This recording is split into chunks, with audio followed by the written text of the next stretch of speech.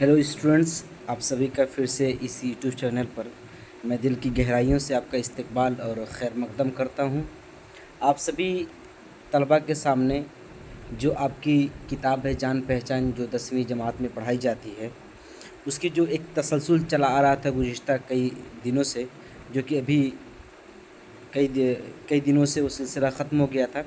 तो एक नए सबक के साथ जो भी सबक का मश्क होता है, उस मश्क को मैं हल करके एनसीईआरटी की जो किताबें हैं और ख़ास करके जान पहचान जो कोर्स बी में चलाई जाती है, उसके सबक के मश्क को पेश किया जा रहा है। तो आइए बिला ताख़िर आपके सामने इस सबक की डिटेल्स देखते हैं, जो भी तफसील है। देखिए, इस सबक का नाम है ज़बानों का घर हिंदुस्तान। ठीक, सबसे पहले इसमें दिया है अल्फाज मानी। इसको देखिए, सबसे पहला लफ्ज़ है देश। देश का मतलब क्या है? मुल्क, देश। उसके बाद दिया है कबीला। कबीला मतलब गिरोह। फिर उसके बाद है प्राकृत। प्राकृत जो कहते हैं, इसके कॉन्टेक्स्ट में एक बात की, अवामी बोली, आम बोलचाल की ज़बान। प्राकृत मतलब नेचुरल चीज़ भी कहते हैं, ठीक, अगर हिंदी के इसकी मीनिंग लिखा जाए। लेकिन ये जो ज़बान की तरक्की या ज़बान की नशोनुमा के मुतालिक ये बात प्राकृत है, ठीक है, इसलिए अवामी बोली यहाँ पे लिखा गया है। देखिए, गौर करने की बात क्या है इसमें, गौर कीजिए। उर्दू का जन्म हिंदुस्तान में हुआ। इसका ताल्लुक़ हिंद आर्याई ख़ानदान से है। ये लफ्ज़ आप याद रखिए, गौर कीजिए। जो चीज़ें दी जाती हैं वो बहुत ही इम्पोर्टेंट होती हैं। किस एतबार से कि यहाँ से आपके एमसीक्यू या ऑब्जेक्टिव यहाँ से बन सकता है, ठीक। तो कह रहे कि हिंदुस्तान का जन्म, उर्दू का जन्म हिंदुस्तान में हुआ। इसका ताल्लुक़ हिंद आर्याई ख़ानदान से है। उर्दू का ताल्लुक़ किससे है? हिंद आर्याई ख़ानदान से है।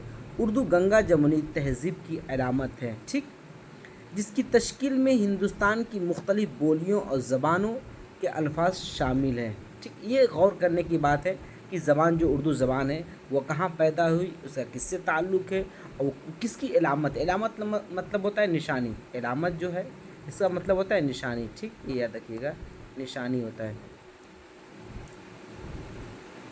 निशानी, ठीक।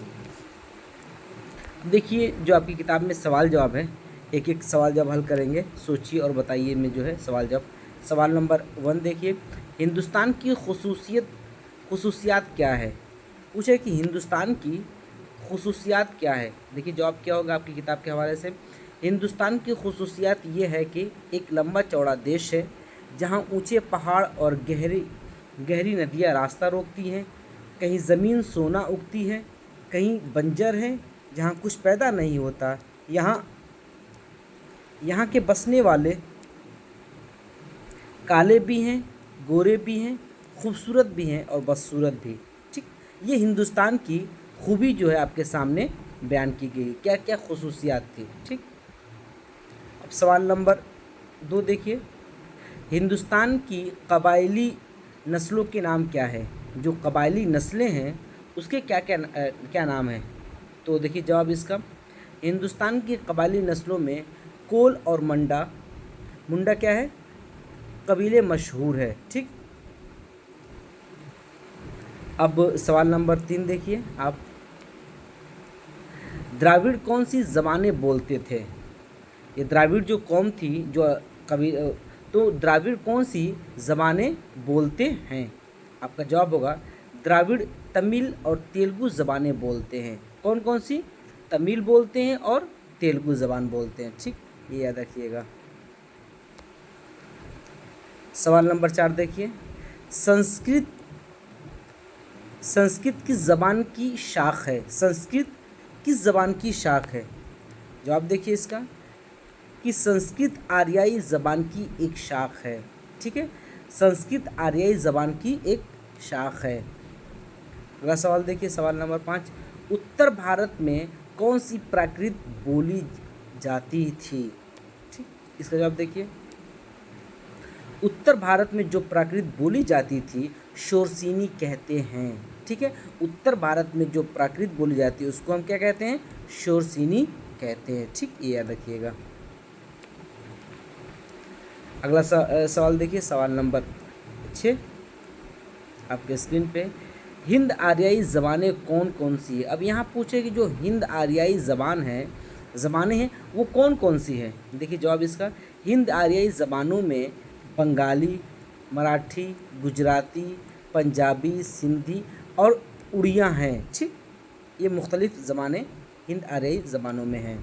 सवाल नंबर 5 और आखिरी देखिए आपकी स्क्रीन पर है कि उर्दू कहाँ पैदा हुई और किस ज़बान से निकली। ठीक, जवाब देखिए, उर्दू ज़बान हिंदुस्तान में पैदा हुई है और प्राकृत शोरसीनी से निकली है। ठीक, ये लफ्ज़ याद रखिएगा, प्राकृत शोरसीनी से निकली है। तो ये जो सवालात थे उसके जवाब आपके सामने पेश किए गए हैं। अब इसके बाद क्या है, देखिए लिखा था कि उर्दू ज़बान पर मज़मून, कि आप अपने उस्ताद की मदद से उर्दू ज़बान पर आपको क्या लिखना है, एक मज़मून लिखना था, मुख्तसर सा और शॉर्ट में। तो मैंने लिख कर आपके सामने पेश करने की कोशिश की है, आप अपनी कॉपी पर इसको उतार लीजिएगा। क्योंकि उर्दू ज़बान हमारी मिली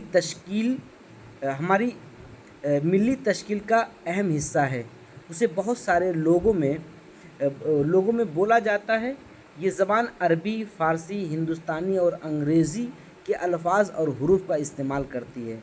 अब ये इस जुमले का मतलब क्या हुआ कि जब आप उर्दू बोलते हैं ना, तो अक्सर देखेंगे उर्दू वाले फ़ारसी अल्फाज का भी इस्तेमाल करते हैं, अरबी अल्फाज का भी इस्तेमाल करते हैं, हिंदुस्तानी जो ज़बानें हैं उसकी भी अल्फाज इस्तेमाल करते हैं। अंग्रेज़ी के तो भरमारी होती है, अंग्रेज़ी की इतनी कसीर तादाद में अंग्रेज़ी के अल्फाज का इस्तेमाल होता है, हम उसका यूज़ करते हैं कि उसका शुमारी नहीं है। ठीक है, तो इन अल्फाज और हुरूफ के इस्तेमाल से हम क्या है, उर्दू को बोलते हैं। फिर आगे क्या कह रहे हैं देखिए, उर्दू ज़बान की अहमियत ये है कि ये हमारी तारीख़, सकाफ़त और अदब का हामिल है। ठीक, उर्दू ज़बान में बहुत सी खूबसूरत नज़में, नावल्स और अफ़साने और नसरी अदब मौजूद है। उर्दू शायरी में बहुत सारे शायर ने अपने एहसासात और ख़यालात को बयान किया है। उनकी शायरी और कलाम आलम भर में मशहूर है। आलम मतलब दुनिया भर में। ठीक, फिर क्या करें कि उर्दू ज़बान बहुत ही गनी है, मालदार है। गनी मतलब होता है मालदार। ठीक, यहाँ पर अरबी, फ़ारसी, संस्कृत, अंग्रेज़ी और दीगर ज़बानों के अल्फाज इस्तेमाल होते हैं। इसके अलावा उर्दू ज़बान का ख़त नस्तालिक भी बहुत खूबसूरत है और लिखाई को और भी दिलकश बनाता है। जब आप उर्दू को लिखते हैं, ख़त नस्तालिक में लिखते हैं, तो उसकी जो खूबसूरती है अल्फाज की, जब मंज़र आम पे आती है तो बहुत ज़्यादा खूबसूरत नज़र आती है। ठीक, फिर क्या कह रहे हैं, उर्दू ज़बान के ज़रिए हम अपनी तालीम, ख़यालात और तजर्बात को ऐलान करते हैं। ये ज़बान हमारी पहचान का राज है। हमें फ़ख्र होता है कि हम इस ज़बान के हामिल हैं। अगले देखिए कि इस ज़बान में शीरीनी है। इस ज़बान में शायरी सुनना और शायरी करना हर ज़बान वालों को पसंद आता है। जो उर्दू ज़बान बोलता है उसके बोलने के अंदाज़ और तरीक़ेकार को हर कोई पसंद करता है। देखिए कि उर्दू ज़बान में, इस ज़बान में शायरी सुनना और शायरी करना दोनों चीज़, कि उर्दू एक ऐसी ज़बान है, इसके अंदर इतनी शीरीनी है कि जब कोई दूसरा ज़बान कोई ऐसा फ़र्द है, कोई ऐसा तालिब इल्म या लिखने वाला, पढ़ने वाला दूसरी ज़बान जानता है, हिंदी जानता है या संस्कृत जानता है या इंग्लिश जानता है, तो ख़ास करके इंग्लिश और हिंदी वाले तो उर्दू को इस तरीके से सुनना और पढ़ना और लिखना पसंद करते हैं, और उसमें शायरी और अपने ख़यालात का इजहार करना, कि शायद वो उस जिस ज़बान को सीखे उस ज़बान में इतना कंफर्ट नहीं होते हैं। ठीक, तो इसलिए इस ज़बान की खूबी है कि जब आप बोलने वाला इसको बोलता है तो सुनने वाले को ऐसा लग रहा है कि बहुत आराम से थपथपा कर उसको सुलाया जा रहा है। ठीक, तो अगर हम उर्दू के तालिब इल्म हैं, उर्दू के पढ़ने वाले हैं, उर्दू के स्टूडेंट हैं, तो हमें ज़रूरत इस बात की कि जो उर्दू के अच्छे अच्छे अल्फाज हैं, उर्दू की अच्छी अच्छी तरकीबें हैं, जो जुमले हैं, हम उसको पढ़ें और रोज़मर्रा की ज़िंदगी में इस्तेमाल में लाएँ, ताकि हमारी ज़बान पर वो जारी हो जाए। اور ہم ایسے الفاظ کا استعمال کریں تاکہ معاشرے میں، سماج میں اور آس پاس رہنے والے لوگ جو ہیں ان کے سامنے ہم ایسے الفاظ بولیں تو ہماری تعریف ہو، اور کہا جائے کہ ہاں سلیقے اور طریقے سے بولنے والے اب ایک نئی نسل پیدا ہو رہی ہے، ٹھیک۔ تو اگر ہم خیال رکھیں گے تو انشاءاللہ بہتر ہوگا۔ تو چلیے آج کا جو یہ سبق تھا، اس سبق میں اتنے ہی مشق تھے جو کہ آپ کو پیش کیا گیا۔ تو انشاءاللہ اگلی کلاس میں اگلے ایک نئے مشق کے ساتھ آپ کے سامنے پیش ہوں گے۔ تب تک کے لیے اللہ حافظ۔